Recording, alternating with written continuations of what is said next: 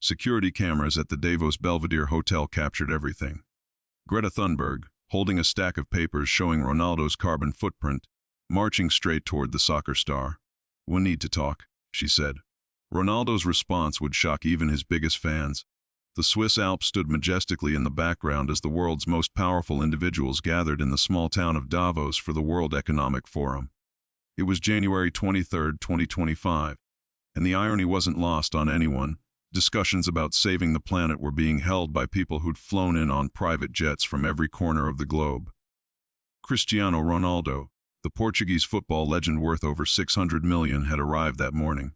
His Gulfstream G650, a $65 million flying palace, had touched down at Zurich Airport at 6:47 a.m.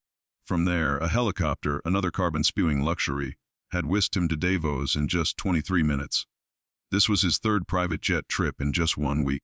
The 40-year-old football icon was dressed impeccably in a charcoal Armani suit that cost more than most people's cars.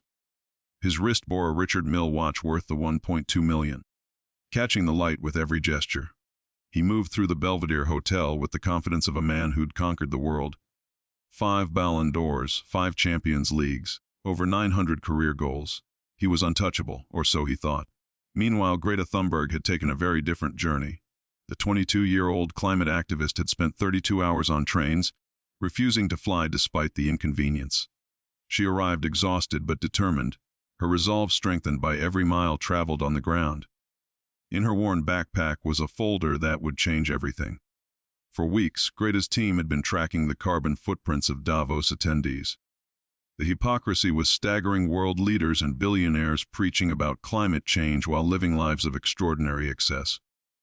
But one name stood out above all others: Cristiano Ronaldo dos Santos Aveiro. In the dataist month alone, Ronaldo had taken 23 private jet flights. The total distance 145,000 kilometers. The carbon footprint 500 tons of CO2. To put that in perspective, the average person produces about 5 tons of carbon dioxide per year. Ronaldo had produced 100 years' worth of average emissions in just 30 days. But it wasn't just the numbers that angered Greta. It was the destinations. Madrid to Lisbon 1-hour flight, Paris to London 45 minutes, Dubai to Riyadh 1 hour 20 minutes. Many of these trips could have been made by car or train, or even commercial flights, but Ronaldo chose his private jet every single time. The morning of January 23rd started like any other for Ronaldo. He woke up in his 3,000 per night suite, worked out in his private gym. He'd had exercise equipment flown in specifically for his 2-day stay, and enjoyed a breakfast prepared by his personal chef who'd accompanied him from Portugal. At 10:30 a.m., he had a meeting with FIFA officials about a new sustainability initiative, the irony of which seemed lost on everyone involved. After that, he was scheduled to appear on a panel titled "Sports and Climate Action Leading by Example." Greta had seen the panel listing and nearly laughed out loud. Leading by example. The man who'd burned through more jet fuel in a month than a small airline. She knew she had to act. At 10:47 a.m., Ronaldo strode through the opulent lobby of the Belvedere Hotel. Oriental carpets muffled his footsteps, crystal chandeliers cast prismatic light across marble columns, and original artwork adorned the walls. He was flanked by 3 bodyguards: Jonau, a former Special Forces operative, Marcus, a 6'5" German close protection specialist, and David, an Israeli Krav Maga expert.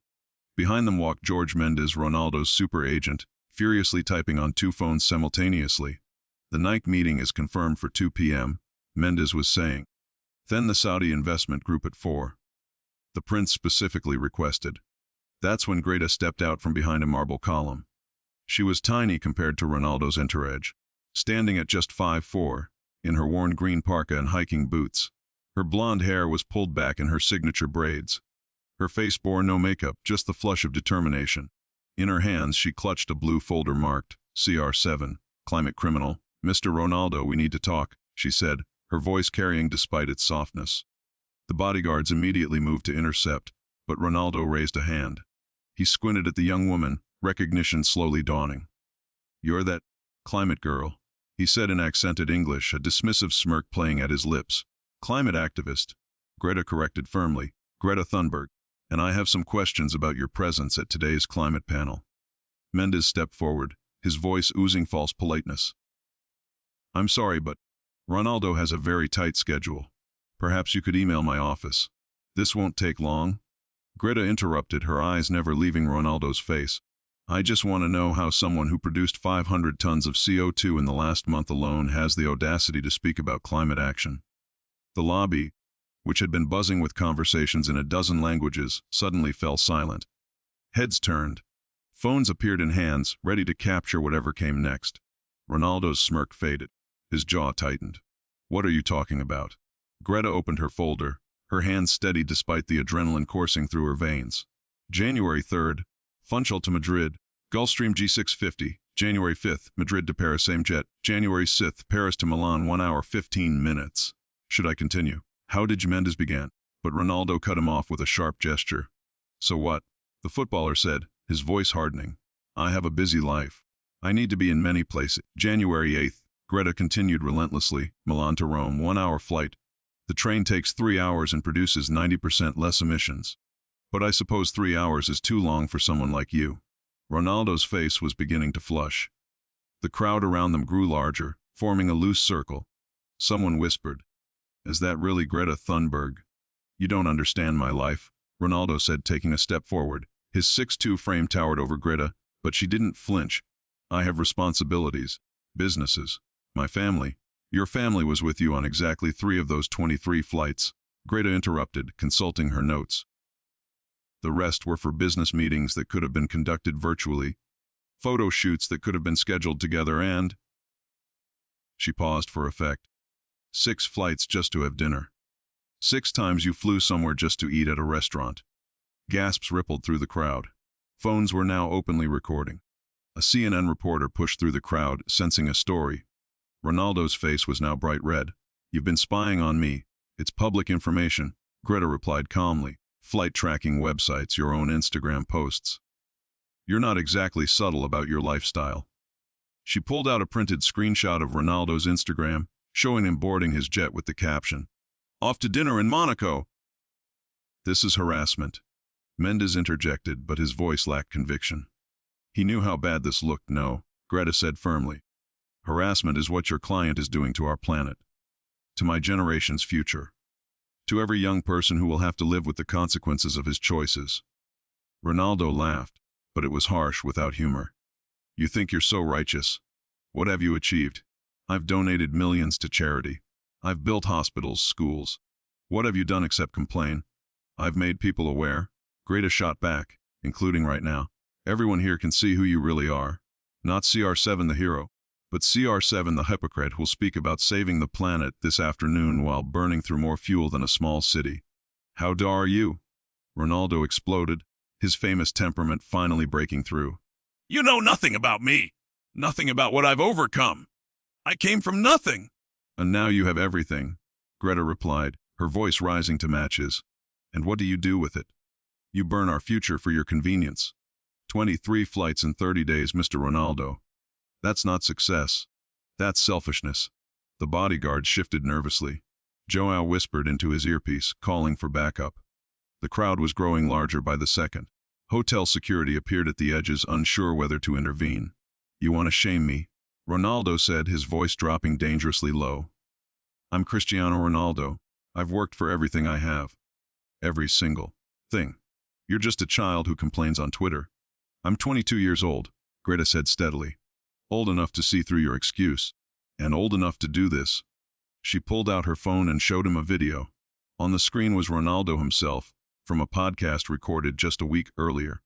His voice filled the now silent lobby. Climate change. Look, I think it's exaggerated. I'll keep flying, keep living my life. No one can stop me. If God didn't want us to fly, he wouldn't have given us the technology, you know. The blood drained from Ronaldo's face. He remembered that podcast. It was supposed to be edited before release. How did she? Your friend at the studio thought the world should hear your real thoughts, Greta explained. He sent it to me yesterday. I haven't posted it yet.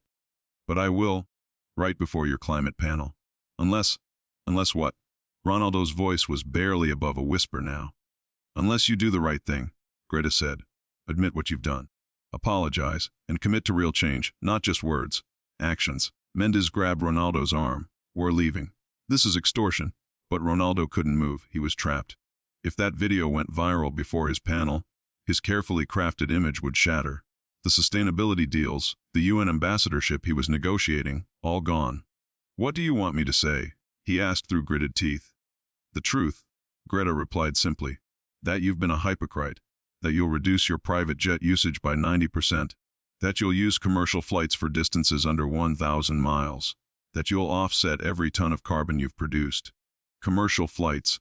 Ronaldo looked horrified. Do you know what happens when I fly commercial?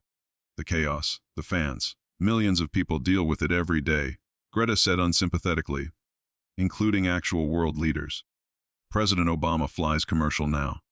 But I suppose you think you're more important than a former president. That stung. Ronaldo's ego, his greatest strength and weakness, was taking hit after hit, and the offset he asked weekly, fair market rate, 50 per ton for verified carbon credits. That's 25,000 for last month alone. But I think you can afford it. The crowd murmured.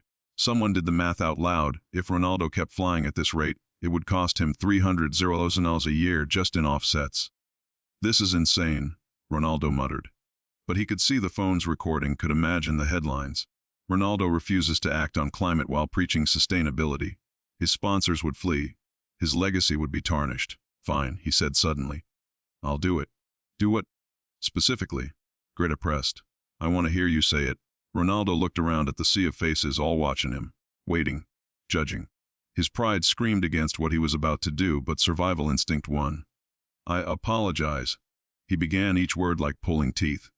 I've been hypocritical about climate change. I've used my private jet excessively.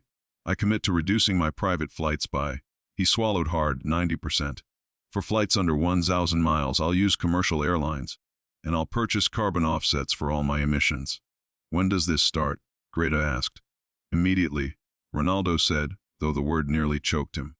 And you'll announce this at the panel. He nodded miserably. Good, Greta said. She closed her folder with a snap. Oh, and one more thing. I want you to take the train back to Zurich when you leave Davos. It's quite pleasant, actually. You might even enjoy seeing the countryside instead of just clouds. Train. Ronaldo looked like she'd asked him to crawl on broken glass. That's 3 hours.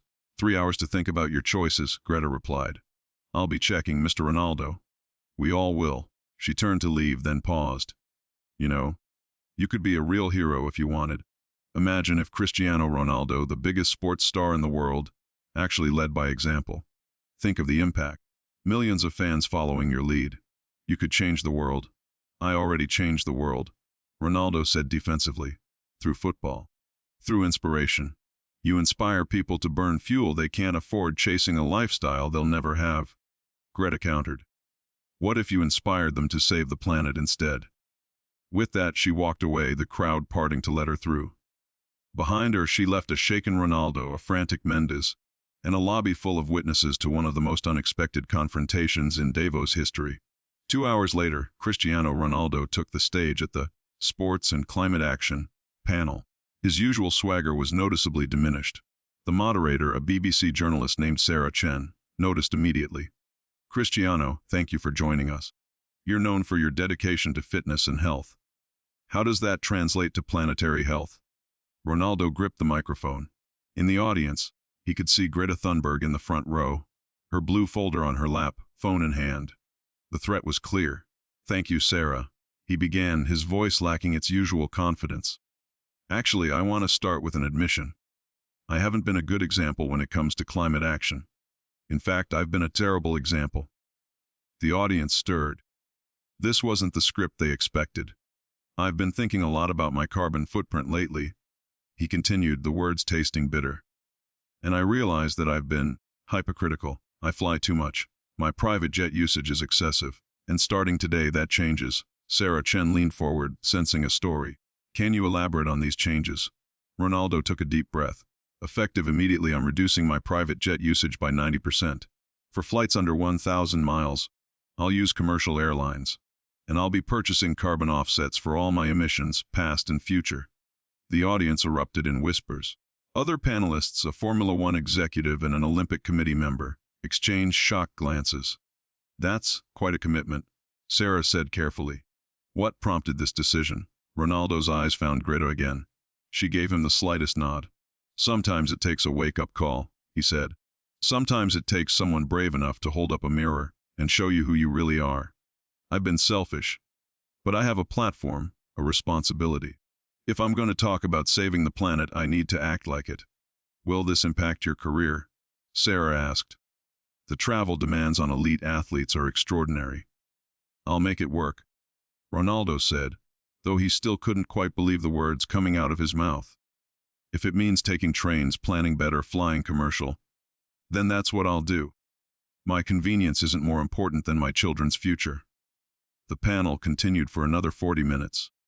Ronaldo found himself making commitments he'd never imagined, supporting renewable energy initiatives, pushing his sponsors to adopt sustainable practices, even considering electric vehicles for his famous car collection.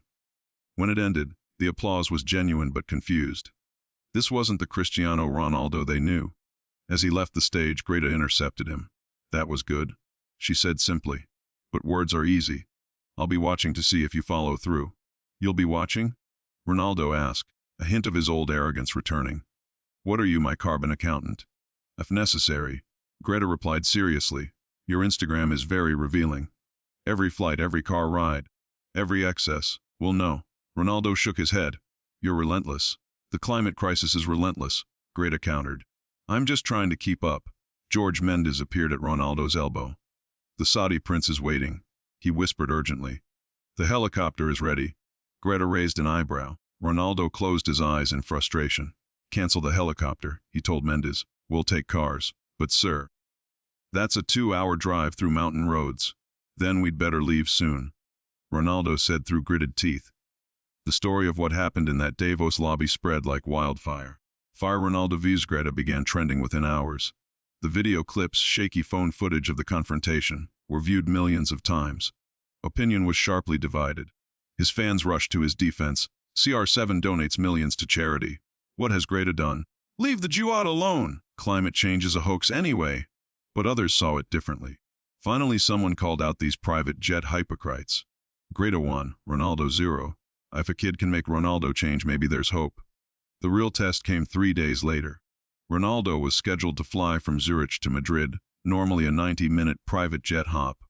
True to his word, he boarded a Swiss Airlines commercial flight.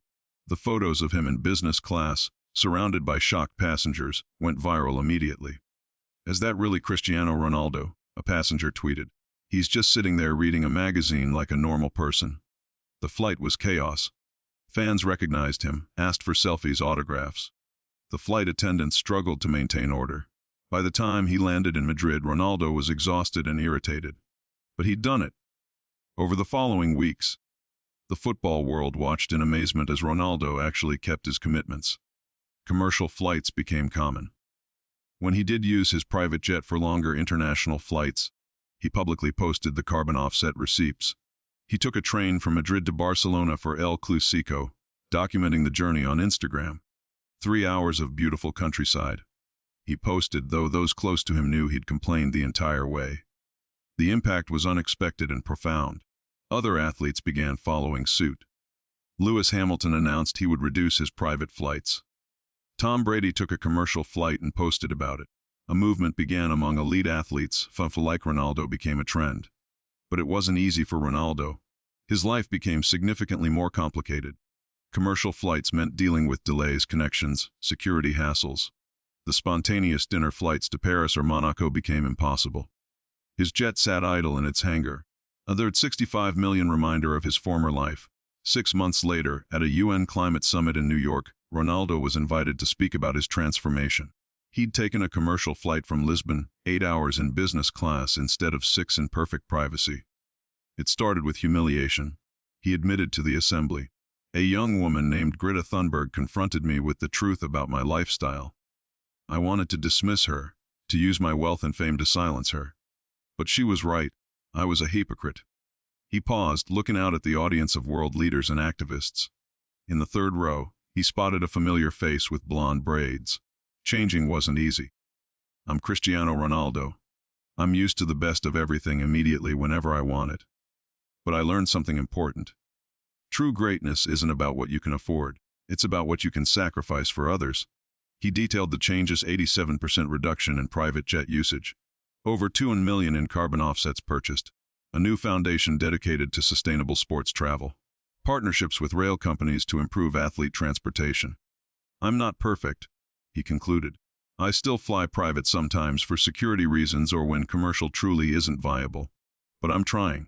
And if I can change, if someone who loved his private jet as much as I did can take trains and commercial flights, then anyone can. The applause was thunderous. Even Greta clapped, a small smile on her face. After his speech, they met in a corridor. I'm proud of you, Greta said simply. You actually did it. You gave me no choice? Ronaldo replied. But there was no bitterness now. There's always a choice, Greta corrected. You made the right one. It hasn't been easy, Ronaldo admitted. Do you know how hard it is to be me on a commercial flight? The chaos. Do you know how hard it will be to live on a planet with 3 degrees of warming? Greta countered. Ronaldo nodded. Fair point.